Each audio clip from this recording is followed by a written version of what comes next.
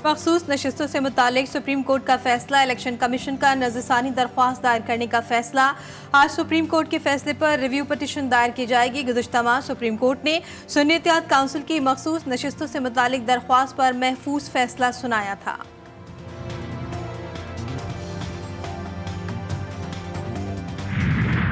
Legislation हो रही है, ये न सिर्फ रूल्स के खिलाफ है और न सिर्फ ये कानून के खिलाफ है, बल्कि ये सरीहन आईन के खिलाफ कानून साजी हो रही है। सुप्रीम कोर्ट के हर डिसीजन को आप सेट असाइड करवा रहे हैं। ये सुप्रीम कोर्ट पे हमला करने वाले हैं।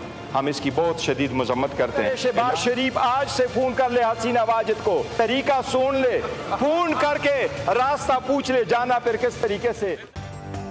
इलेक्शन तरमीमी एक्ट पीटीआई का रास्ता रोकने की भौंडी कोशिश करार। अपोजिशन लीडर उमर अयूब कहते हैं जो एक्ट पास किया गया है वो मुकम्मल गलत और मनफी है।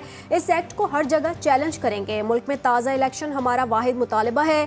शहबाज शरीफ, मरियम नवाज, ये सब लोग किधर भागेंगे? हसीना वाजिद तो भारत चली गई थी, लेकिन इधर से हेलीकॉप्टर नहीं जाएगा।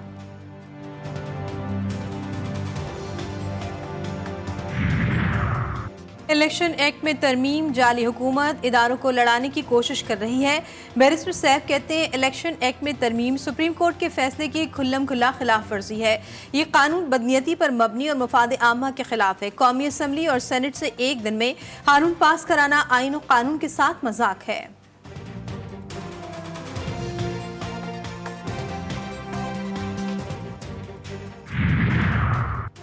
9 मई राहत बेकरी जलाओ घिराव का केस अबूरी जमानत खारिज होने के बाद पीटीआई एमपीए हाफिज फरहत अब्बास कमरा अदालत से फरार। शेख इम्तियाज महमूद की अबूरी जमानत भी खारिज। लाहौर की इंसदाद दहशत गर्दी अदालत ने पीटीआई के 6 रहनुमाओं की अबूरी जमानत कन्फर्म कर दी। मुल्जिमान को 2-2 लाख के जमानती मचल के जमा कराने का हुक्म।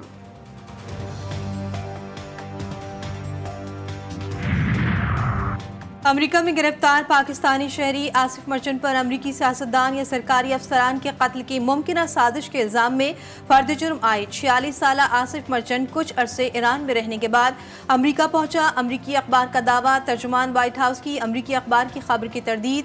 कैरन जेन पेरी का कहना है कि आसिफ मर्चेंट का ट्रंप पर हमले से कोई ताल्लुक नहीं। इसके ईरानी हुकूमत के साथ मुबैना रवाबित है जिसने किराए के कातिल के तौर पर काम किया।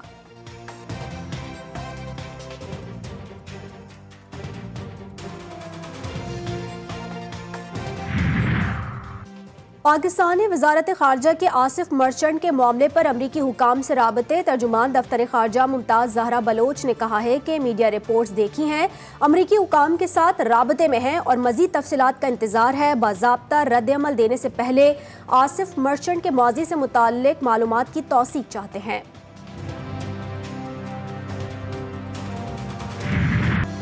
बांग्लादेश में अबूरी हुकूमत तश्कील, doctor Mohammad Yunus chief adviser मुकर्रर। फैसला ऐवान सदर में फौजी क़यादत और तलबा रहनुमाओं के इजलास में किया गया। सदर के हुक्म पर अपोजिशन रहनुमा और साबिक वज़ीर आज़म खालिदा ज़िया और मुजाहिरों के दौरान गिरफ्तार सैकड़ों अफराद को रिहा कर दिया गया। फौज में बड़े पैमाने पर तब्दीलियाँ, मेजर जनरल ज़ियाउल हसन को ओहदे से सुपुर्दोश कर दिया गया।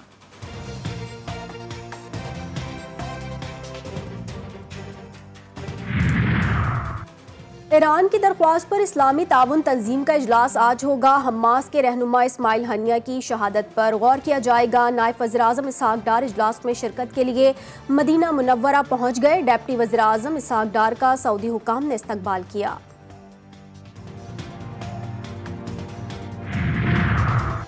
हुकूमत और जमात इस्लामी के दरमियान डेडलॉक बरकरार। मुज़ाकरात का तीसरा दौर भी बेनतीजा रहा। दोनों फरीकैन के दरमियान आज दोबारा बैठक लगेगी। लियाकत बलोच कहते हैं बातें तो सब अच्छी करते हैं, हालात गंभीर होते जा रहे हैं। हुकूमत अगर रिलीफ नहीं देगी तो फिर जिन इक़दामात का ऐलान अमीर जमात इस्लामी ने किया वो होंगे।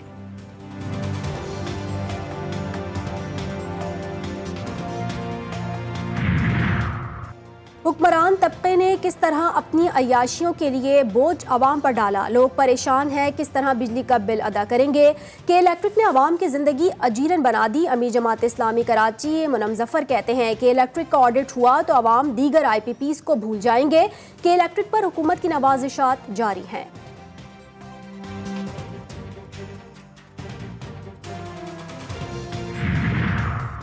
बलूचिस्तान में मानसून बारिशों ने तबाही मचा दी। मुख्तलिफ हादसात में जाँ बहक अफराद की तादाद 6 हो गई, 3 बच्चे भी शामिल।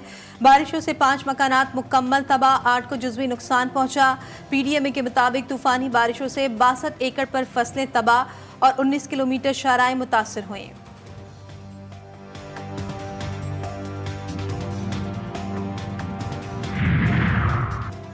एबटाबाद में मूसलाधार बारिशें, लैंडस्लाइडिंग से तहसील लोअर तनावल का एबटाबाद से रास्ता मुनक़ता, गाड़ियों की लंबी कतारें लग गईं। वफाकी दारुल हुकूमत में भी बादल बरस पड़े। मुख्तलिफ इलाकों में हल्की और तेज़ बारिश का सिलसिला जारी। आज भी मुख्तलिफ शहरों में बारिश का इम्कान। बालाई पंजाब, खैबर पख्तूनख्वा, बलूचिस्तान, कश्मीर और गिलगित बल्तिस्तान में बादल जमकर बरसेंगे। कराची में भी आज कहीं हल्की और कहीं दरमियानी दर्जे की बारिश की पेशगोई।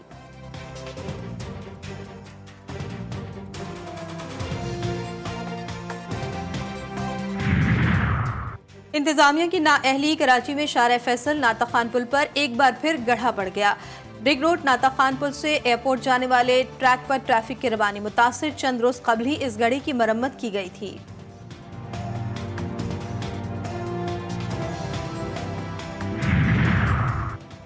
सदर मुमलिकत की हिदायत पर इंसदाद मुनशियात के लिए कमेटी तश्कील। हाई पावर्ड कमेटी का सीनियर वजीर शर्जिल इनाम मेमन की ज़ेर सदारत पहला इजलास। वफाकी और सूबाई इदारों के दरमियान इंटेलिजेंस शेयरिंग, डाटा शेयरिंग का भी फैसला। मुनशियात के आदी अफराद के बहाली के मराकज़ में इजाफा किया जाएगा। तालीमी इदारों और तलबा में मुनशियात की रोकथाम के लिए PTA को एतमाद में लेने का भी फैसला किया गया।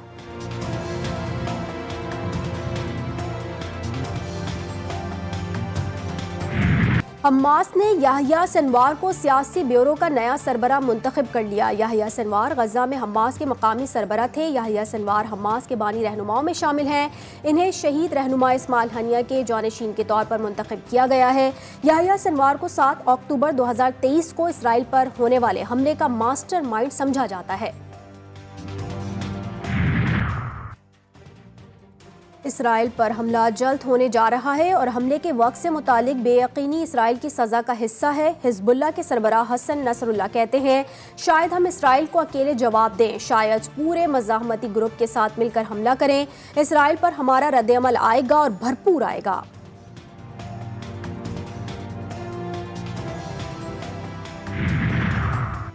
ईरान और इसराइल से बराह रास्त बातचीत की है। किसी को भी मशरिक़ वस्ता में तनाज़ात को नहीं बढ़ाना चाहिए।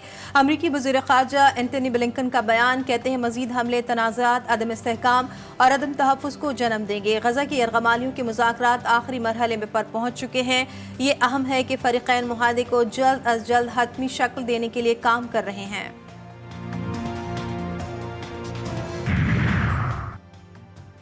बांग्लादेश के खिलाफ टेस्ट सीरीज के लिए 17 रुकनी कौमी स्क्वाड का ऐलान। शान मसूद क़यादत करेंगे। शाहीन शाह अफरीदी को नायब कप्तानी से हटा दिया गया। सऊद शकील नायब कप्तान मुकर्रर। विकेट कीपर सरफराज अहमद की भी टीम में वापसी। बांग्लादेश ए के खिलाफ पाकिस्तानी शाहीन्स का भी ऐलान कर दिया गया। सऊद शकील पाकिस्तानी शाहीन्स की कप्तानी करेंगे।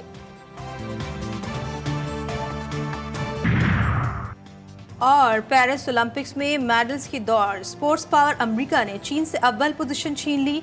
24 गोल्ड मेडल के साथ पहले नंबर पर आ गया। मजमूई तौर पर 86 मेडल्स हासिल किए। चीन 22 गोल्ड, 21 सिल्वर और 16 कांसी के तमगों के साथ दूसरी पोजीशन पर।